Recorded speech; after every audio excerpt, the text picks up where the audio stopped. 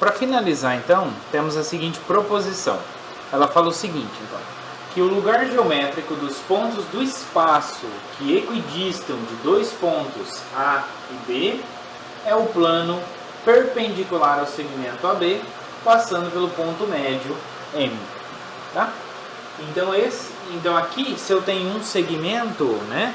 Então o conjunto, o lugar geométrico dos pontos que equidistam desses dois pontos A e B é exatamente o plano perpendicular ao segmento que passa pelo ponto médio do segmento. Beleza? Como na figura aqui, ó, tá? Onde o segmento AB é perpendicular ao plano π. Beleza? Então é isso que a gente quer mostrar. Então como que a gente mostra? Então o que eu quero mostrar? Eu quero mostrar que se um ponto está no plano π, então a distância entre o ponto P e o ponto A é igual à distância do ponto P ao ponto B. Então, ou seja, ele é equidista. E eu quero mostrar um C e somente C. Então eu quero mostrar que se o ponto é equidista, então ele está lá no plano π. Beleza? Muito bem. Então primeiro a ida. Então pega um ponto do plano π. Tá?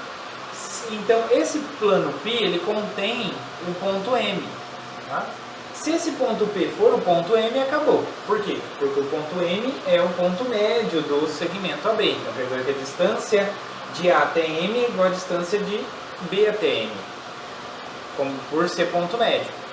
Então, se o P for o ponto médio, acabou. Se o P não for ponto médio, então o que acontece? O segmento que liga o ponto P ao ponto M vai morar no plano π. E como o plano π é perpendicular ao segmento AB, então quer dizer que o segmento PM vai ser perpendicular ao segmento AB. Ok? Como eles são perpendiculares, então quer dizer que esses dois ângulos aqui são 90 graus. Deixa eu tirar o M daqui. Tá? Então esses dois ângulos aqui 90 graus. Então olha o seguinte. Esse lado aqui, olha para esses dois triângulos, APM e BPM. Então, esse lado aqui é congruente a esse lado. Por quê? Porque o M é ponto médio. Esse lado aqui, ó, PM, é comum aos dois. Então, é claro que é congruente dos dois triângulos. E esses dois ângulos são 90 graus. Então, pelo caso lado, ângulo, lado,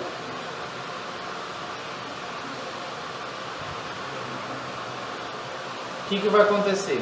O triângulo APM é congruente ao triângulo BPM.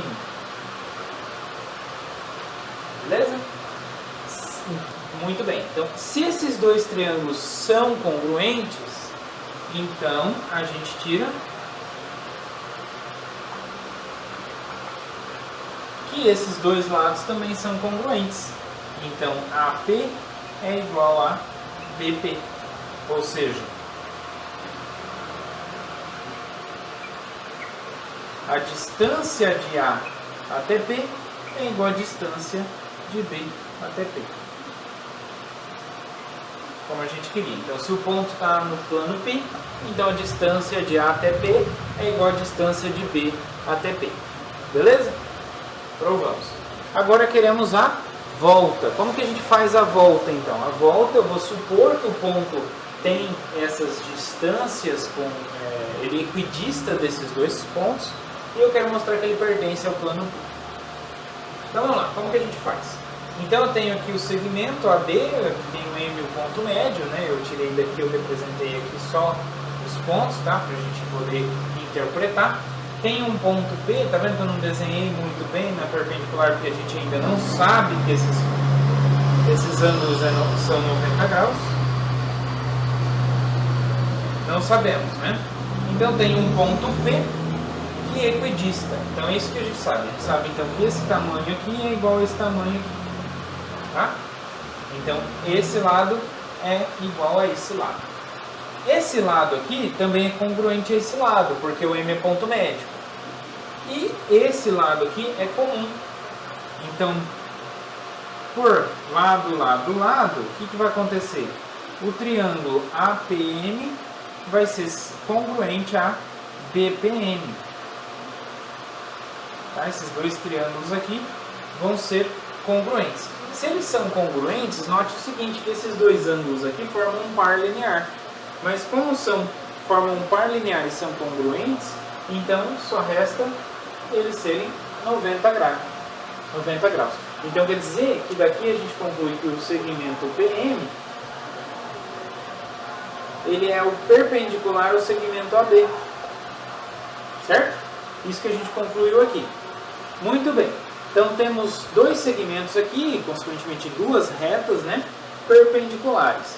Então existe um único plano que as contém. Eu vou chamar esse plano formado por essas duas retas de pilinha. Tá? Se esse ponto, então vamos supor por absurdo que esse ponto P não pertence ao plano π. Tá? Então quer dizer que se esse ponto P não pertence ao plano π, então quer dizer que pilinha e π são planos distintos. Né? Só que eles têm aí esse ponto M em comum. Então eles vão ter uma reta em comum. Eu vou chamar de T essa reta de interseção entre esses dois planos. O plano pilinha, formado por essa reta que passa por P e M, formado pela reta que passa por P e M e por A e B, essas duas retas concorrentes. E o plano π, né? Esse P aqui não pertence ao plano π, estou supondo isso. Então eu vou ter uma reta T na interseção, né? Se essa reta T está na interseção, né, essa reta T ela está contida no plano π e ela passa pelo ponto M, porque o M está tanto num plano quanto no outro, né? Então o M pertence à reta T. Ok. Além disso, pessoal, além do ponto M pertencer à reta T ela está contida no plano π, que é um plano perpendicular ao segmento AB. Então o que acontece? Acontece que T vai ser perpendicular à reta que passa por AB. Então T é perpendicular à reta que passa por AB e contém o ponto M. Então ela é perpendicular à reta AB pelo ponto M. Por outro lado, a reta que passa por P e M, ela, né, o ponto M pertence à reta que passa por P e M. E a reta que passa por P e M, ela é perpendicular à reta que passa por AB. Por que ela é perpendicular pela reta que passa por AB? Exatamente por isso aqui. Por esse segmento ser perpendicular a esse. Tá? Então isso é o que acontece. Então o que eu estou provando? Essas duas retas, tanto a reta que passa por P e M e a reta T, ambas estão no plano pilinha. Então eu estou na geometria plana. Então na geometria plana eu estou tendo duas retas, que é a reta T e a reta que passa por P e M, que são perpendiculares a uma reta dada, que é a reta que passa por AB, em um ponto M. Isso é um absurdo, porque na geometria plana, quando eu tenho uma reta e um ponto M, seja o ponto fora ou em cima dela, no caso aqui é em cima dela, vai existir uma única reta perpendicular à reta dada. Né?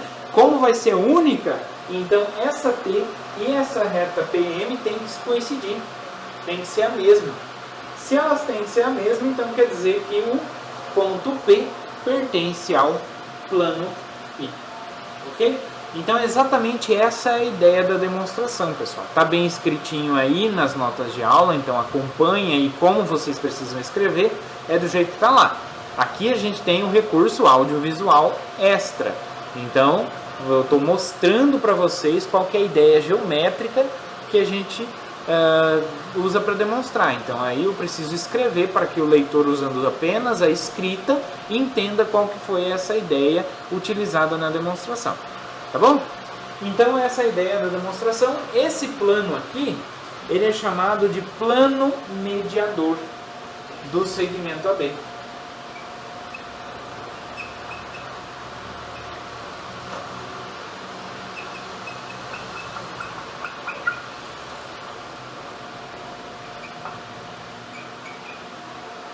Tá? Então, da mesma forma que a gente tem a mediatriz lá na geometria plana, mediatriz do segmento, aqui a gente tem o plano mediador do segmento AB.